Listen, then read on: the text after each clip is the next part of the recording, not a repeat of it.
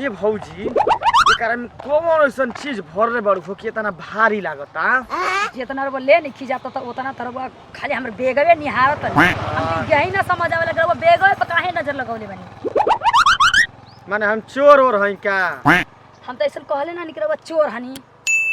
सुनी ना का कहत बोला? घरवा में घटत घटना बा घरवा कि देवरा ढोड़ी चटना बीचे रस्तिया नाचे का करी रहबे त बानी और देवरे एगो हमर बात देवरे पे गई कौन देखिया सब त कया सन कि नचनिया मेहरारू लेके घुमाता संग संग। ई का कहतनी जी हमार देवर हमार दिल लगल देवरे से हां कि देवरे से दिलवा लागल बा। अबे साले दिल मत लगावा हाली हाली चल काहे से तार जान तो काहे गाना होता काहे ओकर रीजन बा। रीजन बताई ना बता दी बता दे।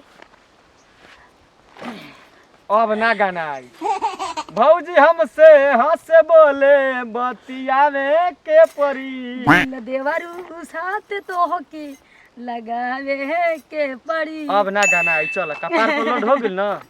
देवर जी आई नहीं रही है का हमारा में शोभा देता जी और मजा शोभा नहीं खे देत आ गाना गावे के बेरी बुद्धि हो जाता नाचे गावे के बेरी बुद्धि हो जाता।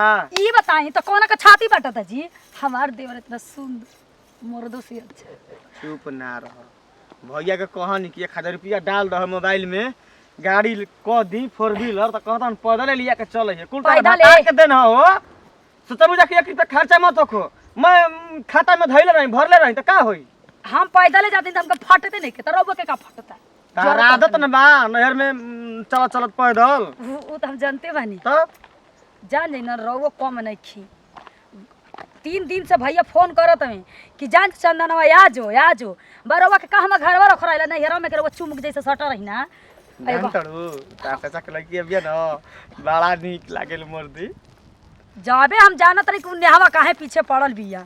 अच्छा नेहा नाम हो नंबर दे देले बनी चलो मोनी कोई के देवर जहां टाका भीड़ल ऐसा पता लागल कि ओकर से शादी सेटल होता प्यार मोहब्बत हलक बा। अरे ना मर्दे हम एमा के लइका ना हनी चल तू तो ए जगह में साझ करवा देबू सुनसान रास्ता बा केहू लौका तड़स हां एको आदमी बाकी कमर में दर्द हो कि लगल कोई गाड़ी देखी ना मोना भैया के का समझाई चल ये तारू हाल बा कमर के कमाई खा के हो गई नी राजा ना तो का करी रवा भैया के सोचे के चाहिए कितना पैसा बचाइए कम से कम इतना सुंदर शानदार जेकर भी मतलब जेकर बहुत जाई भजाई पैदल चली थी पागल ना बड़ू मैं धन दौलत बचावत हम तो हरे खाती न लोग लइका होई हन त काम करी लोग लइका होके त काम करी आ बीबी नया नया होके पैदल चलत है लइका के ठेकाने ना अतिली उ का करी हन पैसा बचा के जी हम तारा से बतियाव नहीं की चाहत चुपचाप तू चल हम ओरा से बोलल नहीं की चाहत माने झगड़ा करबो मर्दे हमरा से एगो हमर देवर जी एगो हमर रहल हमर तनकी से मिल लेती ओकरा।